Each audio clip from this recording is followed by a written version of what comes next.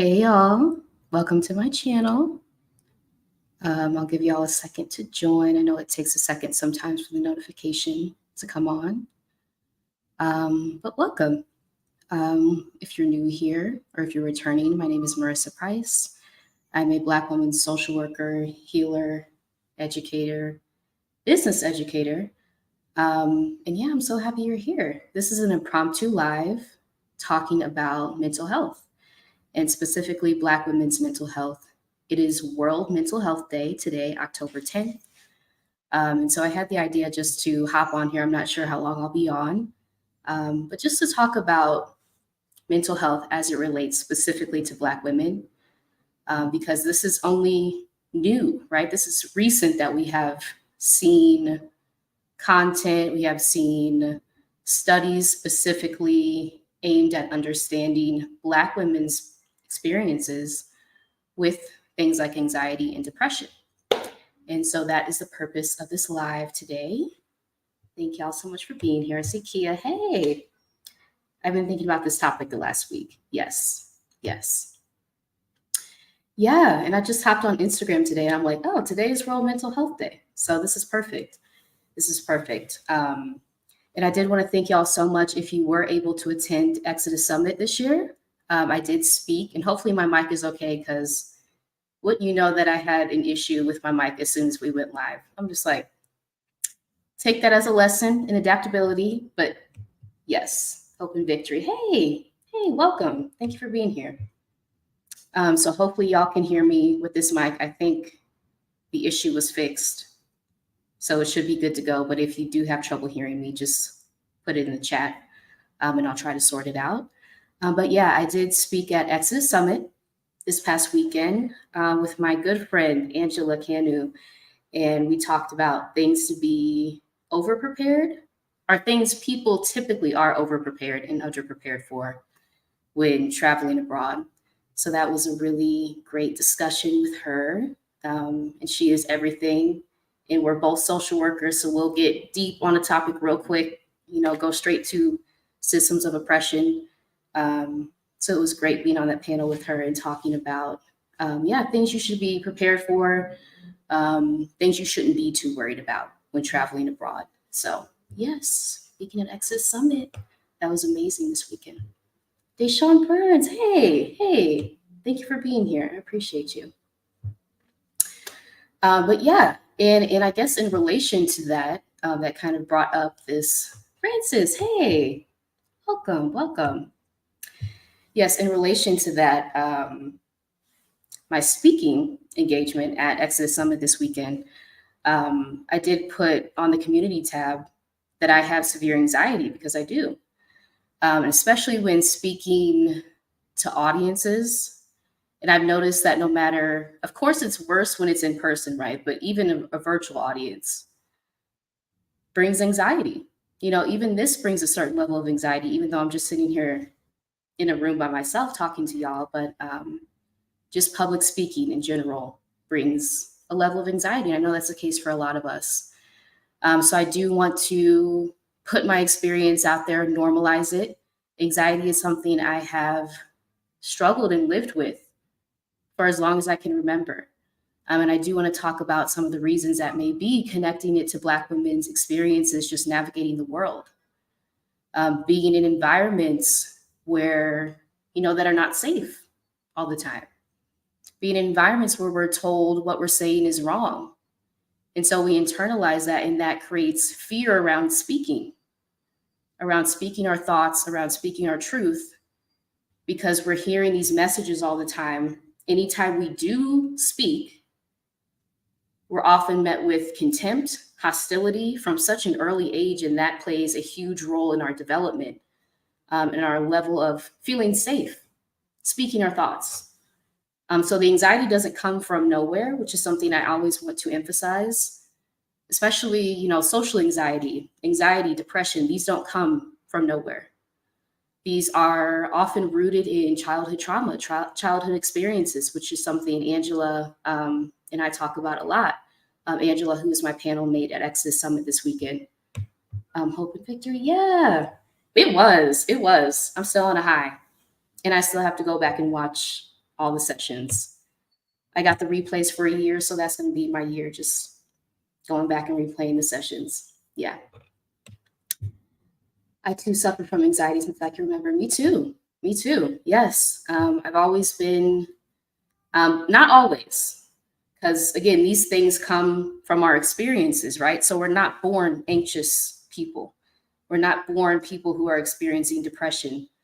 Many times, through childhood, and this is where things like adverse childhood experiences come into play. And I'll put this in the chat if y'all haven't heard about this before.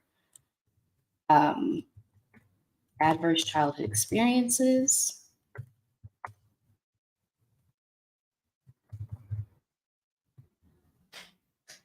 So it's actually a really cool model if you do have a chance to Google it and look it up. It's like a tree diagram. So all of the things that you experience in childhood are your roots, because that's when the majority of our brain development occurs.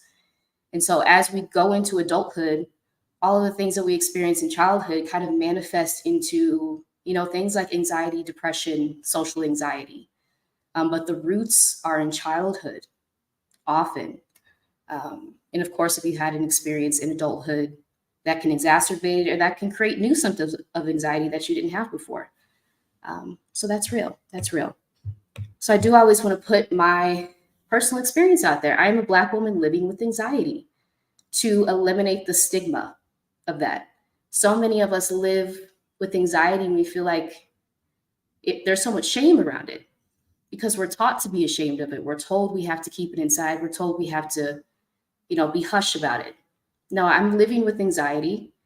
And the more that I, share my experience, hopefully it helps other people navigating this as well, and to let you know you're not alone.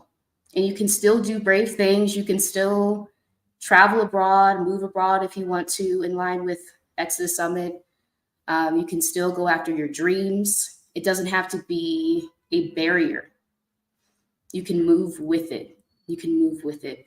And I think the more of us who are honest, and transparent in safe spaces about what we're experiencing, it kind of does disintegrate that shame that we feel a lot around these issues.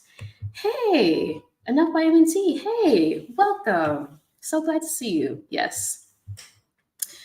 But yeah, y'all, October 10th. So today is World Mental Health Day. And I always want to center Black women's experiences in this when it comes to mental health, because again, this is new.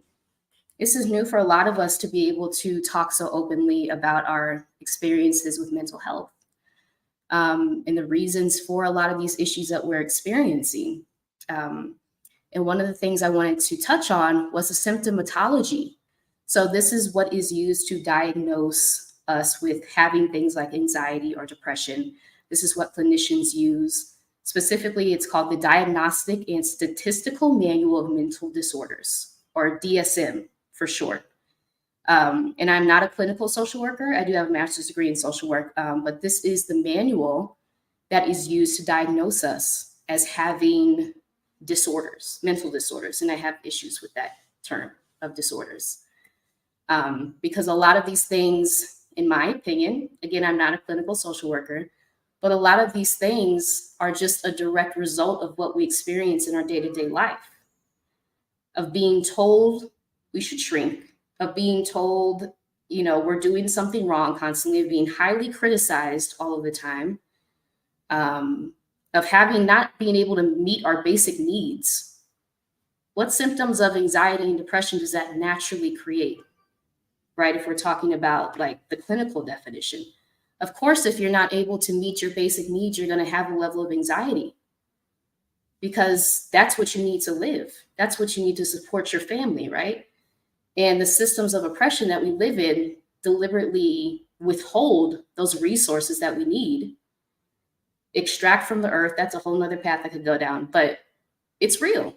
It's real. So a lot of these things that are diagnosed, and again, these manuals, right? Very white centered, very white centered. So we're looking at, honestly, people who have oppressed us to diagnose us as something being wrong with us, which I have an issue with as well. But yeah, getting back to the topic of this live, I wanted to talk about how depression may look different in Black women. So the symptomatology. Oh, thank you. Thank you. Hope and Victor, you did great this weekend, by the way. Thank you. I appreciate that. I had fun. I had fun. Besides the technical difficulties, I'm like, that kind of loosened me up too, because a lot of the times when you have anxiety, you have a script in your mind that you want everything to go perfectly according to plan. So that actually loosened me up a little bit. I was like, okay, now I can actually have fun because I so enjoyed talking with Stephanie, Perry, Rashida Dow, and of course Angela Kanu, who is my panel mate there. So yeah. Enough vitamin T. Yes, Marissa's insights at Exodus Summit were so eye-opening. Oh, thank you. Thank you. I appreciate that. I appreciate that. Yes, yes. So depression. So oftentimes when we present with our symptoms to, let's say, a clinical social worker or a therapist, depending on our level of understanding of the specific ways that depression may present in Black women, they may think that we're not depressed because it doesn't align. Again, these symptoms in the DSM, the Diagnostic and Statistical Manual of Mental Disorders, is based on white symptoms of these things, on white experiences. Their experiences are centered. So, of course, ours are going to look different because we're living in systems of oppression that they created. So, depression. So, in Black women report sleep disturbances when we're depressed, right? Self criticism and irritability more often than the stereotypical low mood. This is important to keep in mind. A lot of us, I can say for myself, when I was, in a toxic job, the level of irritability was high. Like you could say something, my partner could say something to me so basic, and I was irritable because I was experiencing depression based on the environment that I was in. I didn't know that at the time. So a lot of us are, irritable, highly irritable. You say, the wrong thing, or not even the wrong thing, just something that kind of sparks a past memory, and we're irritable and we may blow up. And this could be us actually experiencing depression and anxiety. I linked these articles in the description as well that I'm pulling from. Another thing with anxiety, right? So there's a book called Dear Teen Self, which is a book aimed at addressing the mental health in teen girls. Anxiety often presents as anger and attitude. So how many of us are thinking, if we have young people in our lives, we just write it off as they just have an attitude? What if they're experiencing anxiety because it presents differently than what we're told that anxiety presents as? So that's why it's important to keep in mind that, our symptoms of anxiety and depression may present completely differently, and they often do. And I'm so glad that we're having more studies come out, more research come out about how these things present in Black women so that we can realize that it's not us, so that we can externalize that and not just internalize it as, oh, I just have an attitude. And what does that do when you hear messages from people all over saying you have an attitude or you're bad, right? You internalize that even more. So that just leads you down a continuous cycle of shame. So based on our findings, and this is by Nicole Perez, it's possible that healthcare providers may miss depression symptoms in Black women, resulting in underdiagnosis and undertreatment. So again, if you're going to a clinician, if you're going to a therapist, and they are not well versed in the fact that these symptoms present differently, Black women coming to them saying, I think I may be depressed, may be experiencing anxiety. If they are just strictly going by the DSM, the manual that is used to diagnose mental disorders, again, I have an issue with the term disorder. If they're going strictly by that, we're not often going to present with the symptoms that are on their list. So they're going to write it off as, no, you don't have anxiety or depression, when really we do. It just presents differently. Enough by M&T, yes. I saw Marissa breathe through the tech difficulty, and I was like, okay, that's you. Yes. Okay, let me finish reading it. And I was like, okay, that's how you handle life. Lesson learned for me. Oh, That means so much to me. Yep. Yep. Sorry, y'all, if the sirens are loud. It's really loud here. But yeah. Let's see. Let's see. Yes, Hope and Victory says, now I'm still working on it. Now that I'm an adult and I'm learning to not worry about what people will think about me. Yeah. Yeah, that's true. That's true. Thank you for sharing that. Yes, thank you for speaking about anxiety disorder. I have been ashamed about all my. Oh, I'm so sorry to hear that. I am so sorry to hear that. And I too have felt that, right? I too have felt that internalized shame of, oh, I have to keep everything secret. I can't let anyone know I have anxiety. And I think I'm at this point in my life where I'm like, I'm just telling, not that I'm telling all my business, y'all, but like, I'm going to be open about what I'm experiencing to help people coming after me, right? People coming up after me. And I think that was a key theme of Exodus Summit, legacy building. What information are you sharing that will help someone coming up after you who may be experiencing these issues, right? Of irritability, self criticism, sleep disturbances. Sleep disturbances was such a huge thing for me in experiencing depression. So I was diagnosed with major depressive disorder in the midst of transitioning out of a toxic work environment. And insomnia was real. There were many nights that I could not fall asleep because the rumination of thinking about, I know that she did not just say this to me today and I didn't say anything back, right? And that creates a lot of shame internally when we know who we are, but yet we constantly encounter these hostile environments, people spouting these words, these insults at us, and we don't respond because the fear of responding, especially when something like your job is on the line, your income source is on the line. When we don't respond, that creates shame inside of us a lot, and we tend to ruminate on that, which can lead to things like insomnia, because we know that's not who we are. But it's just the environment that kind of requires us to be silent, or we feel like it does in these toxic work environments. So that's real. Yeah. Enough by MNT. I can relate to the anxiety manifesting as irritability, but I didn't know. Thank you for shedding light on that. Yeah. Oh yeah. I'm happy that was helpful. Yes. So yeah, getting back to my notes. So yes, researchers found that Black women with depression were more likely to be self-critical, irritable, and to have an inability to experience pleasure. I think that's so important. Because a lot of us feel like we don't deserve to experience pleasure, right? And a lot of us will cut ourselves off from the things that we love to do and just go deeper into the work, especially if you're in a toxic work environment. We'll just continue to commit ourselves to these things that are harming us because we feel that it's our fault. When we internalize what's happening to us as it's something that we're doing, when really it's right from pet to threat. I think that's so key, from pet to threat. When you come in, when you're celebrated for everything you can do, and then it switches up, and then you feel like it's something that you did wrong. And from pet to threat is a term coined by three Black women psychologists, Dr. Keisha Thomas, Dr. Rosemary Phelps, and Dr. Juanita Johnson Bailey.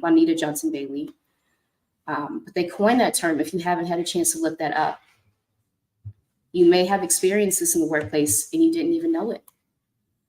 Again, it's coming in, being viewed, as a pet, as the office pet. People kind of, figuratively, hopefully not literally, but I have heard instances of this, unfortunately, kind of patting you on the head, right?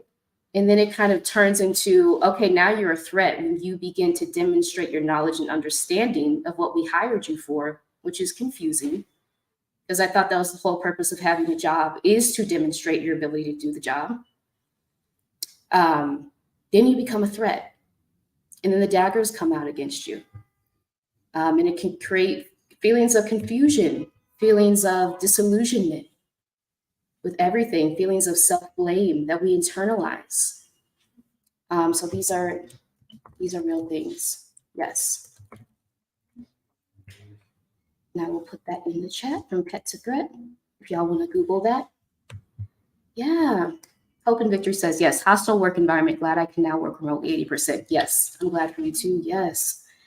And that's the thing with the pandemic, right? A lot of us as Black women have had the opportunity. And if you haven't, I recognize the immense privilege that it is to be able to work from home. But we have found solace in finally being outside of these really hostile, toxic work environments that we have to physically be in.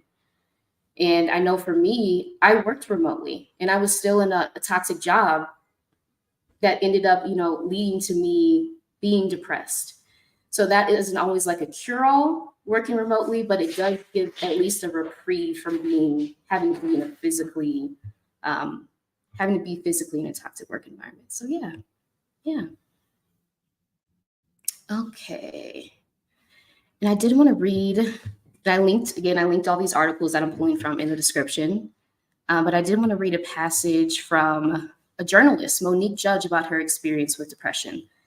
So, okay, in a recent newsletter, Los Angeles-based journalist Monique Judge opened up about her experience with dysthymia. I could be pronouncing that completely wrong, not a clinical social worker, also known as persistent depressive disorder.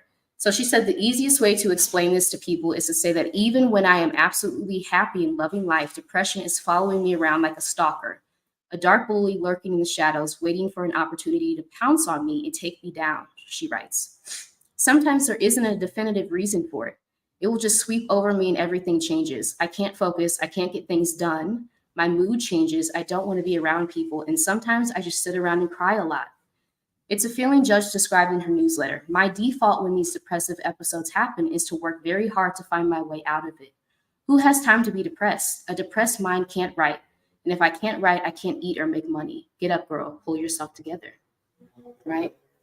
And that's powerful. I feel like I need to take a breath after that because that was, I can resonate with so many things in there. The feeling of I can't get things done. This is often a symptom of depression that Black women experience. And we don't know it's depression. We can't get our normal tasks done on a day-to-day basis because everything feels so heavy. We may be experiencing depression. So that is something to keep in mind. And I did link therapy and healing resources that Dr. Kamani has shared on her channel, Lifting as We Climb Consulting. And I would recommend y'all subscribe to her channel. Her channel is amazing. She is a Black woman licensed clinical psychologist. And she has so much content on mental health as it relates to Black women. Yeah, Southern Babe says, I work from home now, but early in my tech career, year one, it's hard because I'm an island silo and I have so much to learn. Anyone have tips on working remote through depression? Ooh, that's great. I would love for y'all to share if you do have any tips. I know something that helped me was starting therapy. So starting therapy, having a place to share what I was experiencing. And then I was able to realize that it was depression and make a plan, going forward. Making a plan going forward with my therapist. So that was helpful for me. I think giving yourself time and grace because working remotely can be very isolating. This is something I don't see shared that often, but especially when you're new in a role, which is what's the case for me, right? When you're just learning your everyday duties and you're by yourself, and especially for those of us who are overachievers, not knowing everything can be stressful. Although we can't know everything, right?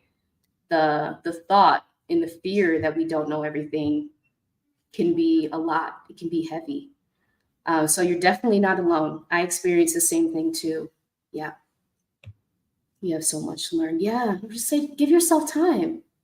Give yourself time. And if you do have communities that you can connect with at work, I know that having people, because there were safe people, even though I was in a toxic work environment, there were safe people that I could identify to ask questions as I was learning that new role. So if that may be helpful for you. But yeah, connecting with community, I think is important. And that was something else I wanted to share. Let's see. So in one of the articles, yes, by Dr. Neil Barnett, who is a Black woman clinical psychologist, I believe. She said sister circles, which is an indigenous form of healing, is important when it comes to healing from things like depression, right? And a lot of the times, I feel like there's a movement to go back to ways of healing outside of the clinical world, because that doesn't always work for all of us, right? And sometimes being able to find a therapist, being able to afford a therapist, which is a whole different issue. Thankfully, like the Loveland group does provide free therapy sessions to Black women. But what if we were able to go back to these healing practices that helped us heal before we came to this land, right? Our ancestors were stolen from their homelands and brought to these lands that were also stolen. What if we go back to how we healed before all of this, before we were here? Because that's thousands of years of history that we can pull from. So she says, yes, sister circles. Just being able to talk about what you're going through in a space where other people who are going through what you're going through are sharing their stories too, so that you can see that you're not alone, so that you can see, I'm experiencing anxiety, I'm experiencing depression. Well, me too, sis. Me too. And this is how it looks like for me. And then you can start to connect the dots like, okay, I'm not alone. Other people are experiencing this. Just the feeling that you're not alone alleviates a lot of the shame around it. Now we can talk about it openly, because so many of us are going through this. So many of us. And I think like even being a part of The Garden, which is Alicia Renice's amazing community for Black women healing and rediscovering our creativity. That experience of being part of The Garden, it was a sister circle, right? It was an indigenous form of healing. It is. You can still join The Garden. And I'll put the link in here in a second. But that is a sister circle. That is a safe space for us to heal in community and share our experiences and validate our experiences, even if no one else does. We can validate each other's experiences. Like, yes, what you're experiencing is real. Those symptoms, although when you went to that therapist, they told you that's okay, that doesn't really line up with the manual here when it comes to anxiety or depression. But now I'm hearing from other Black women that they're experiencing the same thing. So I know something's there. I know that even though it presents differently, I'm still experiencing anxiety and depression. And just having that awareness, I think, is key, because awareness is the first step to change. Once you have that awareness set in on you, like, okay, this is a real issue and other people are experiencing it, you can make a plan. You can find resources. You can find community, and other people are experiencing this, but you have to get to that step of awareness that, yes, this is happening. It is. Yeah. Larissa, hey, welcome. Met you at the Exit Summit. Yes, thank you for being there. Yes, thank you. Exit Summit was everything this year, y'all. If you had a chance to be there, and if not, you can always join the free Exodus Summit community for Black women on Facebook. I think the link is exodussummit.com/community if you'd like to join that. But yeah, it was amazing this weekend. So many great sessions. I'm still listening to Octavia Rahim's rest session. Like, that changed my life. Sade Me says, God knows that. Oh, I am so, that means so much. And I hope that this is helpful. Y'all. Okay, Southern Babe, yes. Find a community, talk to a therapist, listen to uplifting music. Yeah, those are great tips. Yeah. Community is so important. Hopefully I am creating a community where you do feel safe to share, please don't share anything you're not comfortable sharing, but just to share your experiences, and hopefully me sharing mine, that yes, I am a Black woman living with anxiety. I have also experienced depression in the past. I've also been diagnosed with major depressive disorder coming out of a toxic work environment. That was the cause of that. So these things don't come from nowhere. These are a reaction to the environments that we're in a lot. So hopefully me sharing that openly, it helps someone else be like, okay, I can share mine. So hopefully I'm creating that community here. But yeah, talk to a therapist, I think is important. Me finding a therapist, because I haven't always had the best experiences with therapists. I know that's the case for a lot of us. But being able to find a therapist who was open, who was so encouraging, who was honest with me in a loving way, that was pivotal for me to be able to externalize what I was going through. Because y'all, in this toxic job, I initially went to therapy seeking out tools to help me cope with this job. I was like, I'm freezing in meetings a lot. I'm not able to carry out these duties, which again goes back to one of the ways that depression presents in Black women. We're not able to carry out the duties, especially in a toxic work environment. Our job description, right? We're not able to do that. And so we internalize that as something's wrong with me. And that's the reason that I went to therapy. I thought something was wrong with me. And the more that I began to open up and share about the toxic work environment, she's like, that sounds like the work environment. That doesn't sound like you. So being able to be in the presence of someone that's like, that's not you. That's not you.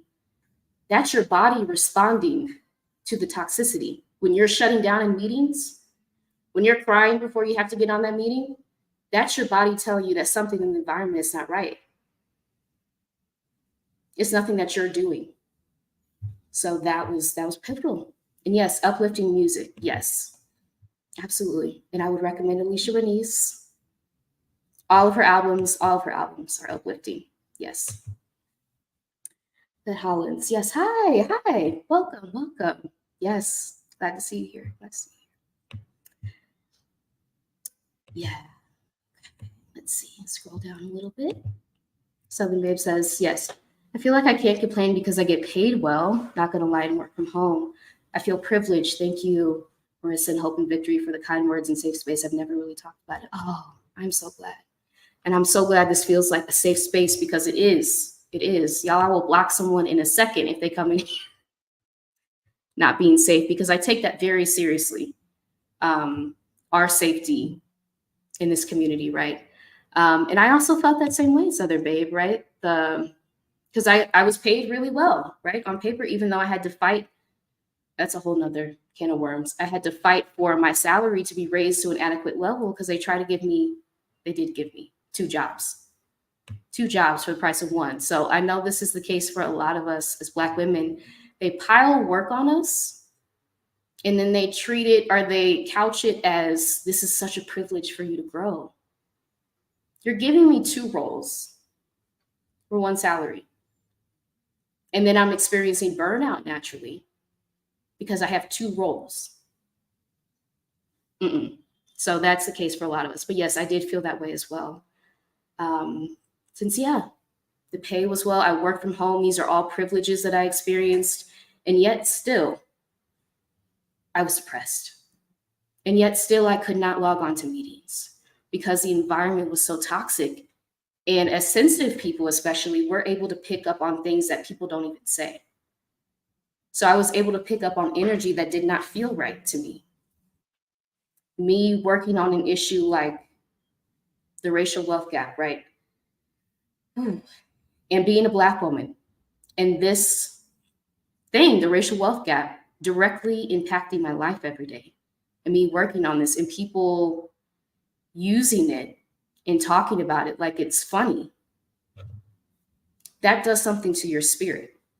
And I know a lot of us who are in social work, social services field, even like the mental health field, right? Dr. Kamani on her channel has interviewed so many Black women therapists who have talked about being in a toxic work environment while trying to serve people, trying to provide mental health services while also dealing with the toxicity of an organization, of bosses. That's a lot because we have a mission, we have a calling to serve and to be around people who don't take that seriously, who view that as a joke, something to laugh about. Poverty is not something to laugh about. And yes, I did experience that in the workplace. That hurts. That hurts your spirit. So that's real. Even if you have all these privileges of a work from home job that pays you really well, that doesn't mean that it can't still be toxic. It can still be toxic to your spirit. And you can still, you still have the ability to make an exit plan to leave and pivot to something else. You don't have to stay there. You don't. Ashley, hey, yes, I will be talking with Ashley Thursday at 8 Eastern. We'll be talking about burnout in her program that she co-founded, Rest to Reset. So I'm excited to hear about that. But yeah, thank you for being here.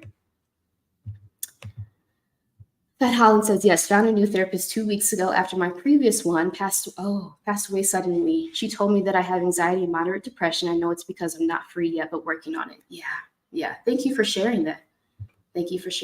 Yeah. I know it's because I'm not free. That part right there. We are in these systems. We are living in these systems that enchain us. They enchain us. And what does that do to our mental health? Like I said, when you don't have the ability to meet your basic needs or the basic needs of your family because of these systems of oppression, that's going to create feelings of anxiety and depression naturally. So these systems create so many issues that we internalize as something being wrong with us, when really it's what we're living in, that none of us asked for, that none of us consented to live in. And we're trying our best every day to preserve our mental while going day to day in these systems. It's a lot. So if you're experiencing that, you're not alone. A lot of us are trying to navigate this. Yeah. The rest of your session at the Exit Summit was awesome. Thank you. You are a great demonstration of showing up for yourself. Oh, thank you. That means a lot to me. Thank you. Yeah. Showing up for yourself. Yeah. Hope and victory. Thank you for sharing. You're welcome. You're very welcome. Francis says, yes, in search of a therapist right now. Yeah. And I did link therapy and healing resources that Dr. Kamani has on her channel, Lifting As We Climb Consulting, in the description. If you are looking for a therapist, the Loveland Foundation, which Rachel Cargill started, and she also spoke at Exodus Summit, which was amazing. She has a foundation specifically giving free therapy vouchers to Black women to find therapists. So I love that. Yeah. How often do you have these spaces about anxiety and depression? Well, I guess this is my first live on anxiety and depression. But I have hosted like healing circles about healing from toxic jobs for Black women. I haven't done that in a while just because I needed some time to heal from what I experienced myself before I was able to assist anyone else. But I would love to have more going forward. Because yes, this is a passion of mine, and just understanding that our symptoms are different a lot. And that doesn't mean that we're not still experiencing anxiety and depression. So yeah. Yes, blocked in, listen. Yes. Yep. In a quick second. Yep. Absolutely. Okay, that says my previous therapist flat out told me to quit my toxic job because it's making me physically ill. The honesty. Yes, when therapists are able to be gently and lovingly honest with you, that can be life-changing. Like, no, I think you need to leave that job. That's basically what my therapist told me in so many words. I was like, yeah, you're right. And being able to externalize what I was going through, right? It wasn't me, it was the environment. Yep. Okay, Southern Babe says, girl, trust me, I understand the burnout deeply. The whole time it has been the toxic workplace and my depression. I always thought it was me. Nope, it's not you. And the burnout is real. Yeah, and I'm excited to be again talking to Ashley on Thursday about burnout. Something that so many of us experience in the workplace. Yeah. Francis says, yes, I had 2 roles and 1 salary. And one salary too. So glad to be out of there. How often? How often? I feel like if we just did a survey of Black women in our experiences in the workplace, the themes that would emerge. I have heard this so many times since I have been in, again, the chats in Dr. Kamani's channel, hearing how often they give us multiple roles. Hearing from, I think it was Adelia, Boris Sade of Picky Girl Travels the World on Alicia's channel last week, talking about they tried to do the same thing to her at a job. Give her an additional role and make it seem like, oh, this is such a great opportunity. Like, these themes, these patterns of behavior and abuse that Black women experience in the workplace, they're real. They're real. And again, the more of us share, it's like, oh, you experienced that too? So it wasn't just me. It wasn't just me that they try to give an additional role to. Okay. That's powerful. The more of us who can share our stories. Thank you for sharing that. Yeah. Yes. Bad Liz says, met you from Exodus Summit. Loved your segment. Oh, thank you. Yes. Yes. Exodus Summit was everything. Everything. Every year. Every year I'm changed. Yeah. It's nice to meet you. Glad you're here. Yeah. That says, my supervisor said to me, matter of factly, that I'm doing a great job, especially since I'm doing the work of 2 people. Audacity is at an all-time high, currently working on my exit plan. I'm sorry to hear this. First of all, that's my initial reaction. I'm sorry. Because that's not okay. That's not acceptable. And I had that as well, right? I had the praise coming down on me. You're doing such a great job. Meanwhile, behind the scenes, which is the case for a lot of us, or internally, we're breaking down slowly. Because it's like on the outside, and I wrote an article about this, about my experience. On the outside, you couldn't tell anything was wrong, which is the case for so many of us, because we stuff this down and just continue doing the tasks, because that's what we're in survival mode all the time. Just keep doing the tasks, just keep, and it's out of fear, right? Because it's attached to so many things. It's attached to our livelihoods in the capitalist system. So we feel like we just have to keep going every day. And it was my therapist that shared with me, this is not sustainable. She just had to put it plainly, this is not sustainable. Either you have to leave or you're going to break. You continuing to push yourself at this pace with all of the feelings of anxiety and depression every day that you're just kind of stuffing down, and you're continuing to do your role, people are continuing to praise you, it's going to come to a breaking point. So the more that you can have that understanding and that awareness of, we are not machines. As Trisha Hersey says, we're not machines. There will come a time when we experience the consequences of constantly, overworking, of being in these toxic work environments. And the sooner that you can save yourself from that, because you don't deserve to experience that. You don't have to get to the point of your body breaking down, of your systems breaking down. You don't have to get to that point. You can put measures in place and you can create an exit plan, because you don't need to get there. Yeah. Yes, can't wait. Yeah. Yes, I'm excited for our discussion. This Thursday at 8 Eastern on my channel, I will be talking with Ashley about her program, Rest to Reset. Yeah. Southern Babe, thank you for sharing your experience. I'm so grateful. This has made my week. I thought I was going crazy. Oh, I'm glad. No, you're not going crazy. You're not. I thought I was going crazy too, especially, again, working from home, being isolated from mostly everybody, having these feelings, these experiences, and no one to be like, did she just really say that to me? Did she really? Okay. So it creates those feelings of self-gaslighting that a lot of us experience. But no, you're not crazy. You're not crazy. No, you're not. Hope and victory. I'm doing the work of 2 people too. I'm not paid enough. Hope and victory. I'm sorry. So I'm afraid to leave because I don't think that I will find better. It was worse than my last job. I'm sorry. I'm sorry to hear that. I would encourage y'all to check out I'm going to link her channel in the chat. One second.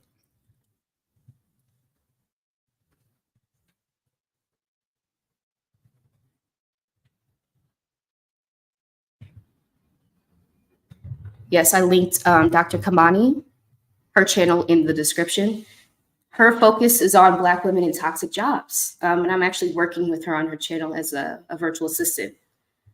But yeah, that is the focus of her channel. She is a Black woman licensed clinical psychologist helping Black women leave and heal from toxic jobs. So I'd encourage you to check out her content. She has so many interviews with Black women who have experienced these exact same things, left, made their exit plan. First, you have to come to the awareness, right? So that's the first step. Come to the awareness that you are experiencing this. You're not crazy. Kind of getting out of that cycle of self-gaslighting. You are experiencing this. And you also have the power to make an exit plan. You also have the power to pivot. Once you have that awareness, now you can say, okay, what else can I do? And I know that can be very difficult for us coming from toxic work environments, right? When you're told that what you're doing is not up to par. When they gaslight you and tell you that you're not really all that.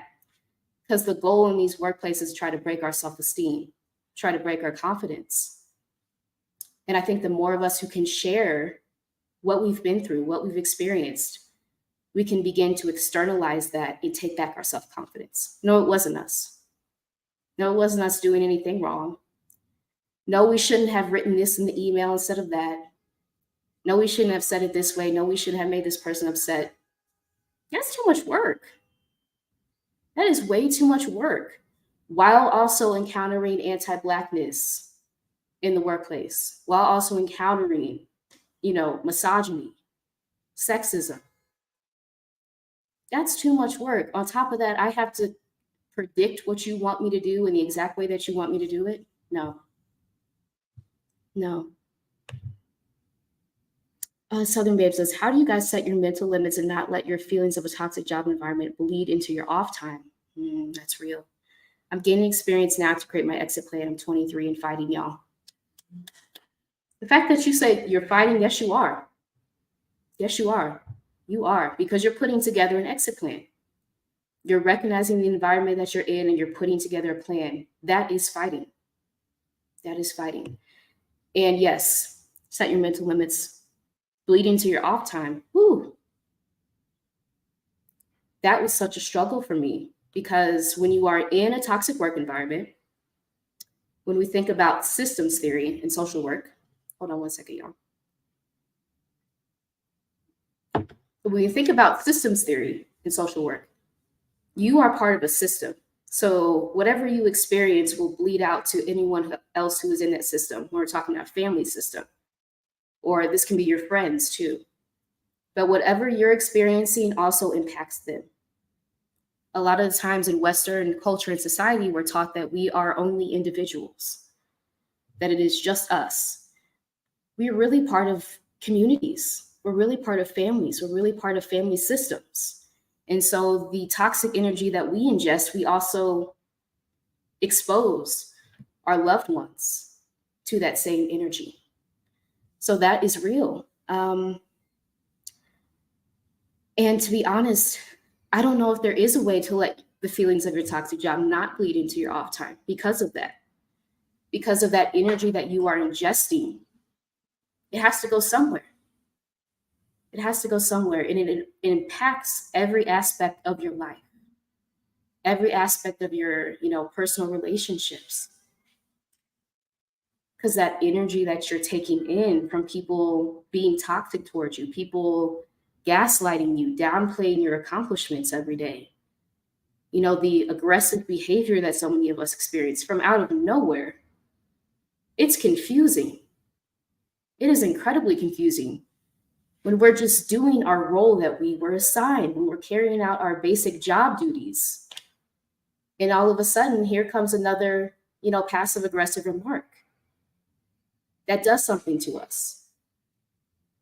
So I'm sending you so much love, and know that I experienced that exact same thing. And yes, you are fighting. You are fighting. I'm applauding you. I am. Thank you. Yeah.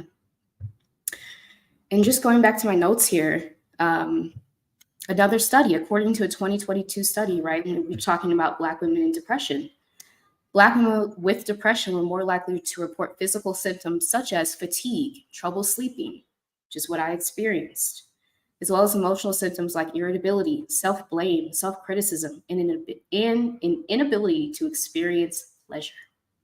That's so key. But yeah, the study also touched on the concept of biological weathering. I'm going to touch on this in a second to explain the depressive symptoms reported by Black women. Biological weathering is frequent exposure to socioeconomic adversity, which over time can lead to harmful physical and mental health outcomes, says Kiana Shelton, licensed clinical social worker. This can create a pattern where they look inward to make sense of their experience since others aren't validating their feelings. How many of us have experienced that? When other people around us, especially in environments where we're not valued, that are highly toxic, and we do express our feelings, which was the case for me, they're invalidated. So then we go inward. So then we say, well, because I shared this with someone who was not safe. They invalidated what I was experiencing. So now I'm turning inward. So it has to be something with me. And that's why I think that learning to validate ourselves is so key to us taking our power back. Validating our own experiences, not having to ask someone who's not safe. Because asking someone who's safe, that's a whole different thing, right? But asking someone who's not safe, I experienced this. Does this sound like this? And them saying, no, that's you. That's harmful. Because that leads us to not be able to trust people to share our experiences anymore, and also taking on blame onto ourselves. Well, maybe it was something that I did. No, that person's just not safe. That person's not safe, right? And a lot of times when we share our experiences, when we're vulnerable with people, they'll take that as an opportunity to, try to correct their own insecurity, try to project their insecurity onto us. So it creates a very toxic pattern that leaves a lot of us internalizing this. And again, weathering. Weathering is so real for Black women, right? We're exposed to such toxic environments, hostile environments, just towards our mere presence on a day-to-day basis. And we do have to talk about colorism, texturism, featureism that compound these experiences, right? We're exposed to these environments, and then we're expected to just function as normal. Well, our bodies experience the effects of racial weathering. And we know intersectionality, right, as Black women, not only racial weathering, we're experiencing weathering from sexism, misogyny, and all the other intersections of your identity, right? Homophobia, transphobia, going down the list, poverty, ableism, ageism. They're compounding. So we're experiencing this day to day, and then we're expected to just function normally. And that's why a lot of the times our bodies break down, because our bodies, those feelings that we have, right, our bodies store. They don't go anywhere. They don't go anywhere unless you have a plan, which I think is so key. And I did link the therapy and healing resources in the description. Unless you have a plan, like something, let me see her name. I forgot her name already.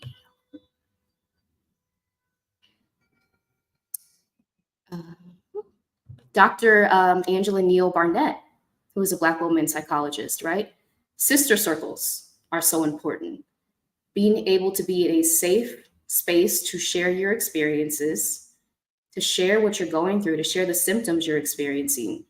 If a clinician who is not well versed in the way that anxiety and depression presents in Black women has told you, no, you're not really experiencing anxiety and depression because you're not low energy, all of these things that we see in things like the Diagnostic and Statistical Manual for Mental Disorders, But you know that something is off. You know that something is off. So the more that we can be in circles with other people who understand what we're going through, who have been through the same things that we're going through, the more that we can be like, yeah, it is real. I am experiencing this. And so is this person. And this is the path that they went through. This is their healing path. We're meant to heal in community, in safe community, right? Not all communities are safe. I always want to make that a point. But we're meant to heal in safe community and share our experiences, share our stories, gain knowledge from other people, gain wisdom. How did they get through it? This is meant to be a communal practice. And living in Western societies and culture, we're taught to individualize everything as no, I'm just experiencing anxiety or depression versus, kind of zooming out. Yeah, I'm experiencing this, but so is she. And this is the reason why. And I also was in that environment as well. And we have similar symptomatology. How powerful can that be? So yeah, y'all, I hope this was helpful. Again, I linked all the articles in the description talking about anxiety, social anxiety, right? I did want to touch on one thing about social anxiety. I want to read this passage, also by Dr. Angela Neal Barnett. But she says in workplaces, when it comes to social anxiety, right, college and professional school settings around the country, Black women often find themselves the only one or the first one. In these situations, they have been taught that they have to be twice as good to go half as far, that they are representing the race and that they are being watched more closely than their white counterparts. Beliefs that are not necessarily inaccurate. These beliefs, coupled with the strong Black woman image, increase risk for social anxiety. This is real. How many of us have been in college, professional settings where we are the only one? And what does that do to us? The pressure of that alone, right, can have a disastrous effect on our mental health, of constantly feeling people watching you, studying you. These are real. And this lays the foundation for experiencing social anxiety for a lot of us. A feeling like we have to say everything perfectly, a feeling like we have to go through our notes, read the email. Yeah, I'm telling on myself, read the email 10 times before we send it out, because we've experienced the pressure of being the only one so often, and the criticism that happened when we didn't say something right, when we made a mistake with our word. That was something that happened to me in the work environment that I left. I mispronounced a word because I had never read it out loud before.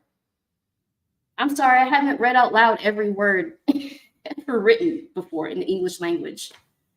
But yeah, having that and having someone correct me passive aggressively, and then me still healing from that at this time, right? Because I'm still experiencing that I feeling like I have to say everything perfectly.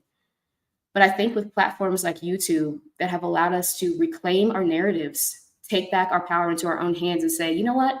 I'm gonna get on here and I'm gonna say stuff and it's not gonna be perfect and the message still resonates.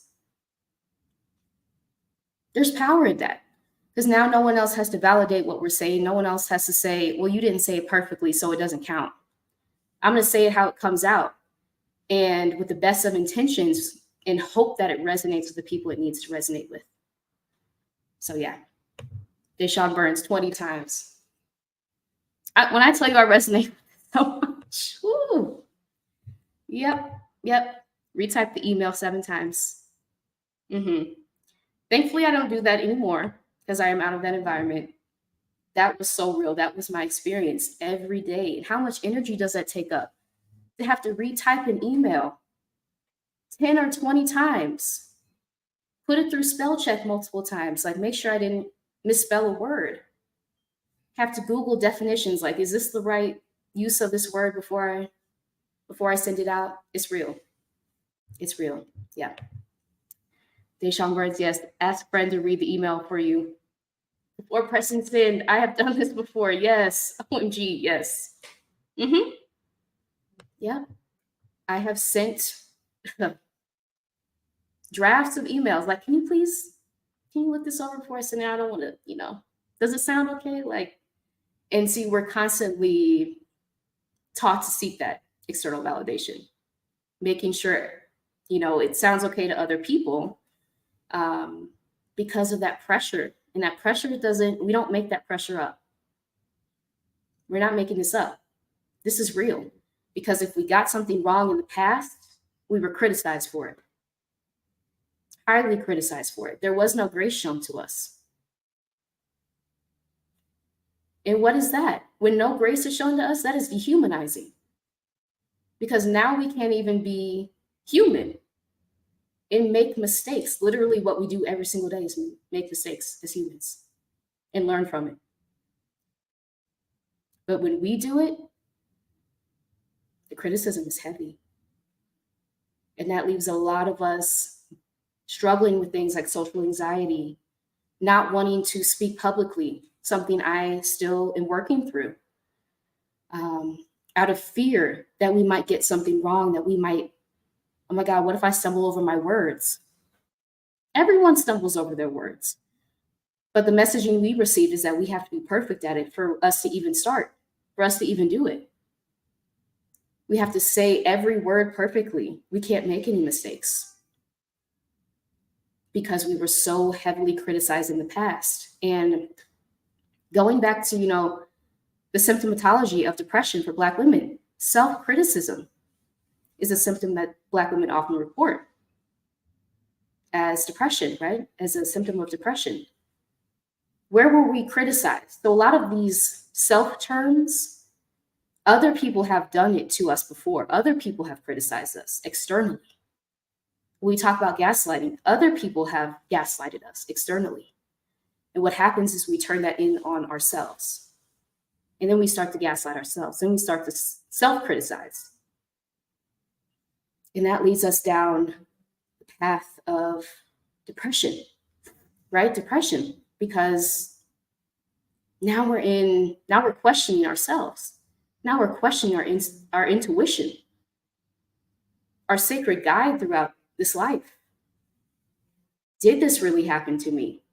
Should I have been perfect? Should I have read that email another time so that I didn't make a mistake? No. You were just not shown the grace that you deserved. That's it. They just did not show you the grace that you deserved as a human being. That is a form of dehumanization. You can make mistakes, but a lot of the times in these environments, you can't. There's not room for that. There's not room for that. And so I do want to say that no, you're not making that up. Feeling the need to go over the email, feeling the need to reread your speech multiple times, check it with other people. All of these things that we do that take up so much of our energy, so much of our mental space on purpose. Because if they can convince us that we have to be perfect before we do anything, then so many of us are like, okay, I'm not even going to do it because I can never be perfect. And perfection doesn't even exist. Yeah, journey to freedom. Well said. It's exhausting. I thought it was just me. No, not just you. Not just you. Believe me. Ooh, and it is exhausting. It is. It's so exhausting. Having to reread, having to self-edit, all of the mental gymnastics that we go through every day. Having to put on a mask, having to smile when you, having to laugh when something's not funny. It's like, it takes so much energy. So much. Yeah. Open Victory says, others can make mistakes and are encouraged anyways. That part. Yep. Make a small mistake and they make it bigger than it is. Thank you. Yes. Others can make mistakes and are encouraged anyways. Yeah, and I hope to kind of illustrate how that is dehumanizing, because they're afforded the grace. Oh, that's just what we do, right? We make mistakes, we learn from them. But when it comes to us, no, we can't. We don't have that room to make mistakes. That's dehumanizing. Because we do. As human beings, that's all we do. Again, that's all we do is make mistakes every day. That's how we learn.